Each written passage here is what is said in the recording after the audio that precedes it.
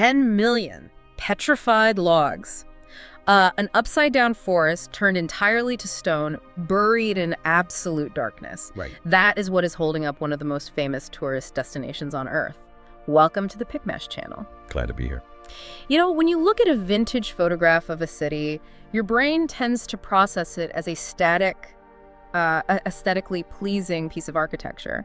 But today, we are going to look past the surface. We really have to. In this deep dive, we are examining a rare collection of 19th century vintage photographs provided by the channel, and we are using these images of, gondolas and palazzos not to admire a romantic getaway, but as a visual foundation to investigate Venice as a highly advanced, highly classified biological machine. Yeah, that is the exact right framework for this investigation. Yeah. We need to maintain a strict, rational focus here.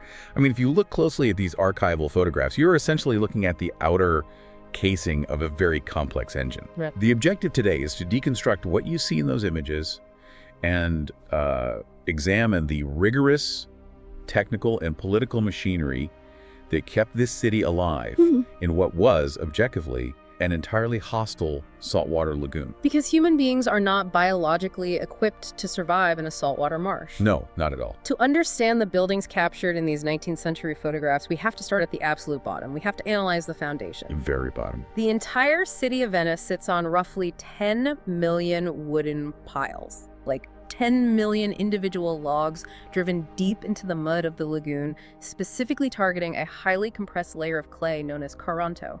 And they didn't just drive those piles arbitrarily either. Yeah. There is a fascinating geological imperative dictating exactly where the city could be built. How do you mean? Well, the skyline of Venice, the specific placement of its heaviest cathedrals and its most massive palazzos, is actually a direct reflection of prehistoric glacial activity. Wow. Yeah. Long before human settlement, massive glaciers shaped the topography of that solid Coranto clay layer beneath the mud.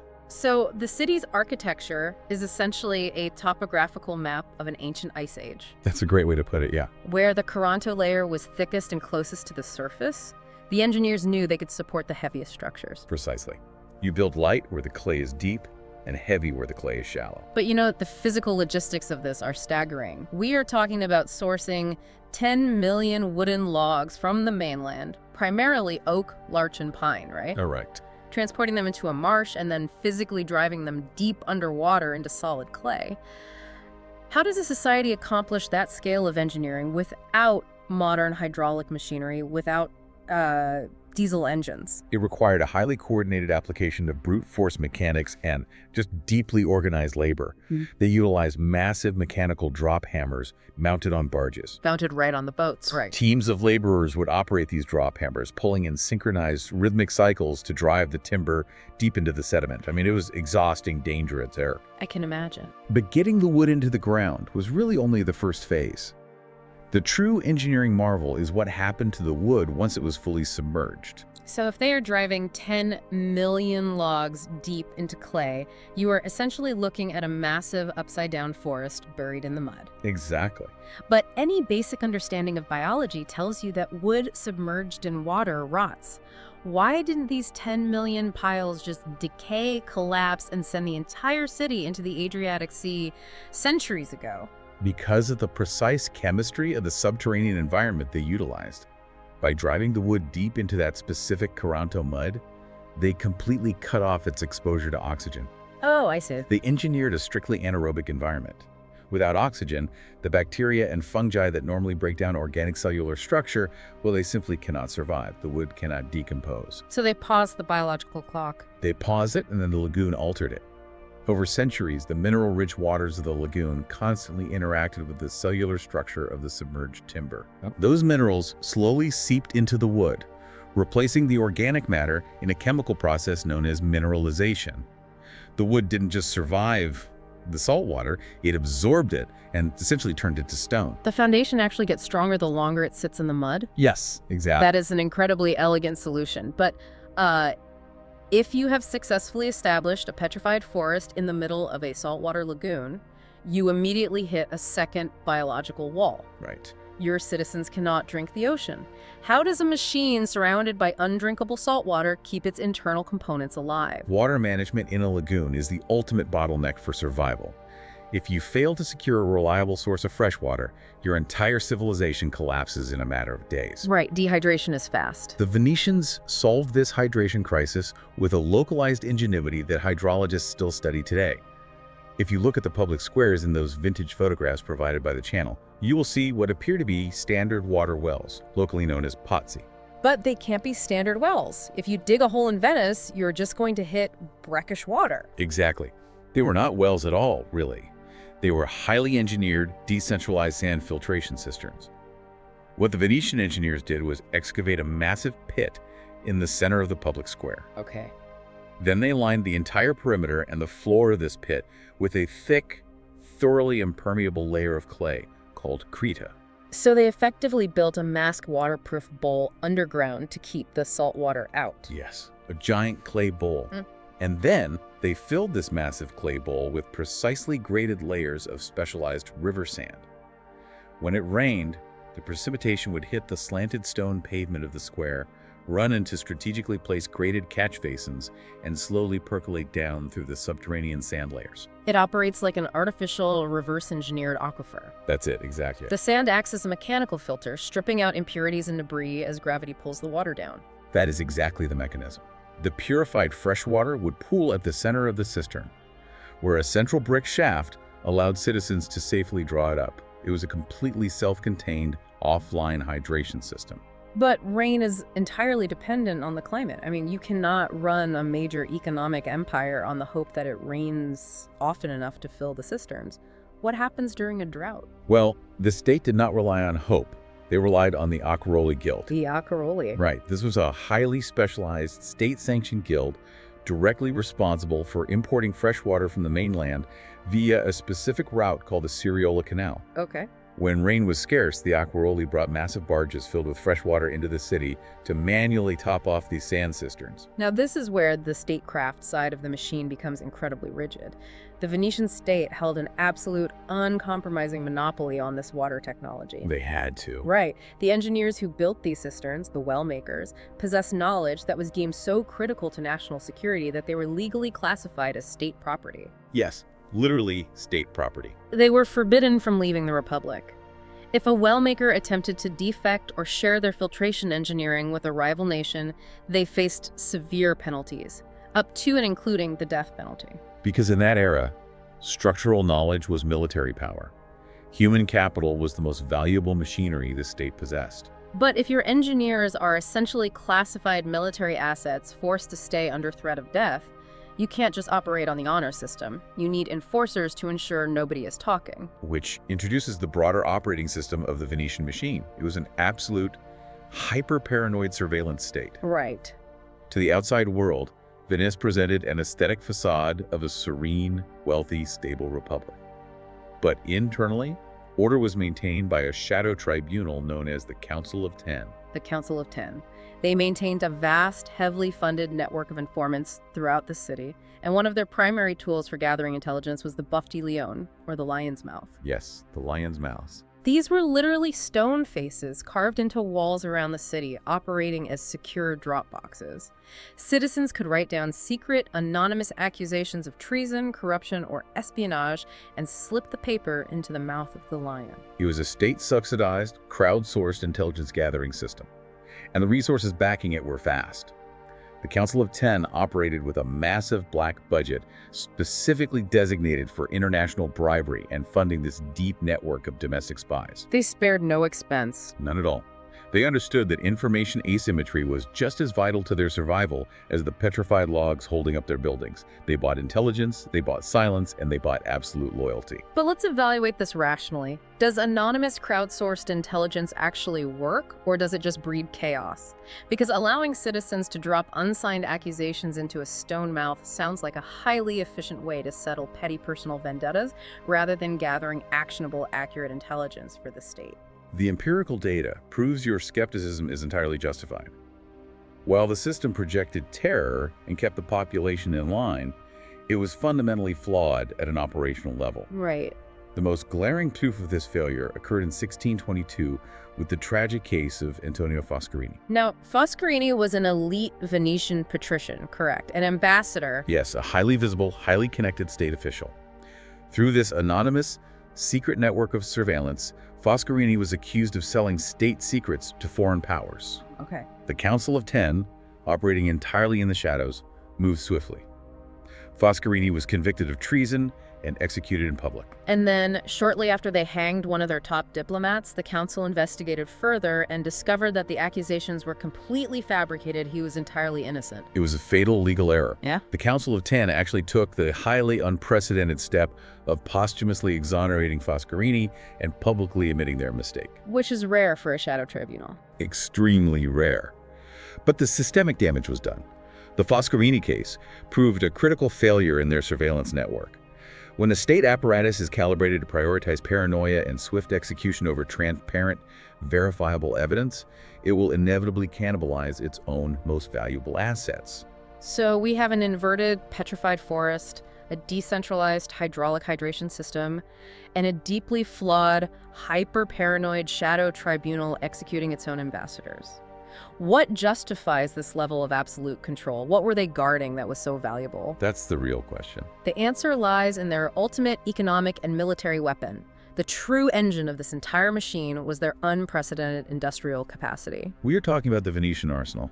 When modern historians think of the assembly line, they immediately jump to Henry Ford in the 20th century. Right, the Model T. Exactly. But centuries before the Industrial Revolution, the arsenal functioned as the world's first true assembly line. This was a sprawling, heavily fortified, centralized industrial complex where raw timber and iron went in one end, and fully equipped, combat-ready warships sailed out the other. As a demonstration of this ultimate technical supremacy, there is a famous historical account of King Henry III of France visiting Venice. To impress the foreign monarch, the Venetians supposedly assembled an entire galley ship, from laying the keel to fully rigging the sails and arming the heavy cannons in exactly 24 hours. Yes. Now, was that a genuine reflection of their daily manufacturing capability, or was it a staged parlor trick with hundreds of men running around just to intimidate a rival king? It was not a parlor trick. It was a reproducible feat of engineering, entirely reliant on the mathematics of their assembly line. They didn't build a ship from scratch in 24 hours, they assembled it. The arsenal operated on a strict, unyielding system of standardized prefabricated parts. Meaning every component was mathematically identical. Exactly. The dimensions of the benches, the length of the oars, the complex rigging, the rudders, everything was mathematically standardized. An oar carved by a worker in 1400 would perfectly fit a ship assembled in 1450. That's incredible for the time period. It was revolutionary. The arsenal utilized a central canal as a conveyor belt. The bare hull of the ship was floated down this canal, and as it passed different specialized workstations, highly trained crews would drop the prefabricated components into place in a strict sequence. It was highly optimized sequential manufacturing. And the workers executing this precision manufacturing, known as the arsenalati, were an elite protected class unto themselves. These were hereditary roles. The specific mathematical knowledge of how to build the fastest, most dominant warships in the Mediterranean was passed directly from father to son. And just like the well makers, they were bound by strict state-mandated secrecy. Because the arsenal was the sole guarantor of Venetian power. It allowed them to replace lost military fleets faster than any rival empire could mathematically comprehend. If an enemy sank 10 Venetian ships, the arsenal could assemble 10 more before the enemy fleet even returned to port. It was a pure, unadulterated industrial superpower. And yet, look again at the rare 19th century vintage photographs provided by the channel. We see the Hotel of Bellevue, we see the crumbling elegance of the Palazzo Loredon. There are no warships being assembled. No. The military-industrial complex is entirely gone. The specific moment these 19th century photos were taken marks the exact era when Venice ceased functioning as an industrial superpower and transformed into a fragile, romantic destination. It marks a highly specific data point in the city's operational history, which is the birth of luxury tourism. Right. The Republic eventually fell to Napoleon. The heavily guarded state secrets were exposed to the world, the arsenal was stripped of its primacy, and the old economic engine fundamentally died. But the biological machine itself did not die. It adapted to a new environment. It essentially began monetizing its own past. Exactly. The influence of figures like the Duchess of Berry during this 19th century era was critical. She, along with other wealthy European elites, began patronizing Venice not for its military hardware or its trade routes, but for its aesthetic decay. Fascinating. The city simply rebooted its economic engine to run on tourism instead of maritime dominance. You can see this transition encoded directly into the architecture. In the Palazzo Loredon, for example, there are hidden Napoleonic frescoes. The visual layer remained, but the core programming was overwritten. Those frescoes represent the transition of an independent, sovereign powerhouse into a conquered aesthetic relic for tourists to admire. The machine recognized that producing romance and nostalgia was now more profitable and, honestly, more viable for survival than producing warships. But that visual layer is facing a critical hardware failure today. Right now, that 19th century facade is threatening to collapse entirely. The machine is facing its greatest technical challenge yet, and surviving it is going to require interventions just as radical as driving 10 million wooden logs into prehistoric clay. The existential threat facing the city today is Aqua Grande, the increasingly frequent severe high tides flooding the lagoon. The current data is deeply concerning for hydrologists. Scientific projections estimate a massive sea level rise of up to 110 centimeters by the year 2100. 110 centimeters is devastating for a city built at sea level. It is, but the rising water is really only half of the hydraulic equation. Geological data confirms that the physical landmass of Venice is not static.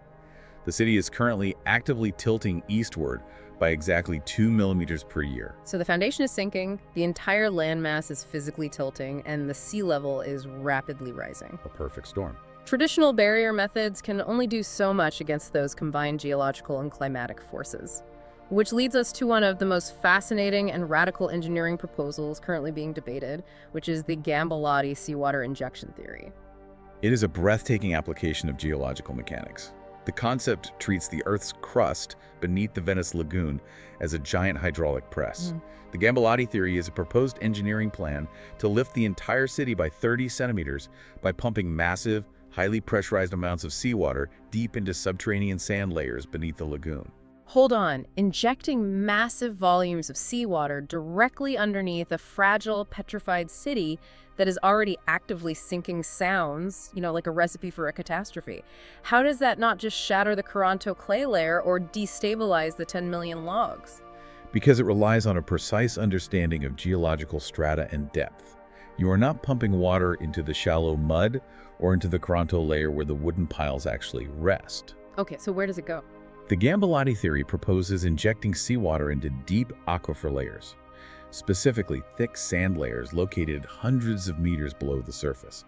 See, over the course of the 20th century, industrial pumping on the mainland drained these deep aquifers. Oh, I see. That draining caused severe sediment compaction and actively contributed to the city sinking in the first place. So they artificially compressed the geological sponge over the last century, and now they want to reinflate it. Precisely. By injecting water into those deep sand layers at highly controlled pressures, you increase the pore fluid pressure within the sand. This hydrostatic pressure forces the tightly packed sediment grains apart slightly. So it's essentially like injecting fluid into a flat tire. The pressure inside forces the heavy rubber walls outward, and that upward force lifts the heavy car resting on top of it. That is an excellent analogy. You multiply that microscopic expansion across a massive geological area.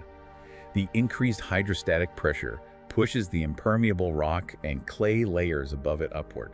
You're literally reinflating the deep geological cushion that the entire city rests on, theoretically lifting the urban mass by 30 centimeters over a decade. Reinflating the earth to lift a sinking, petrified forest. It is a staggering mechanical concept, and it perfectly encapsulates what we have been investigating today. When you look at the evidence, the true marvel of Venice isn't its romantic fragility. Not at all. It is not the gondolas or the crumbling aesthetics captured in those 19th century vintage photographs. The true marvel is its relentless engineered resilience. It is a biological machine that continually, ruthlessly rewrites its own survival parameters from the 14th century right through to the 21st. Which leaves you with a thought I want you to mull over long after we sign off today. If Venice is secretly a highly tuned survival machine disguised as a city, if its wells were highly engineered filtration cisterns, its shipyards were mathematically precise assembly lines, and its foundation is an artificial mineralized forest, it forces you to wonder, what other ancient, seemingly romantic cities around the world are actually just deactivated technological engines waiting to be understood? It really changes how you look at history. It does. We want to formally thank you for watching the Pickmash channel and joining us for this investigation. If you found this deep dive into historical and technical mysteries as fascinating as we did, please subscribe to the channel for more stories of the hidden machinery that built our world. Until next time, keep questioning the facade.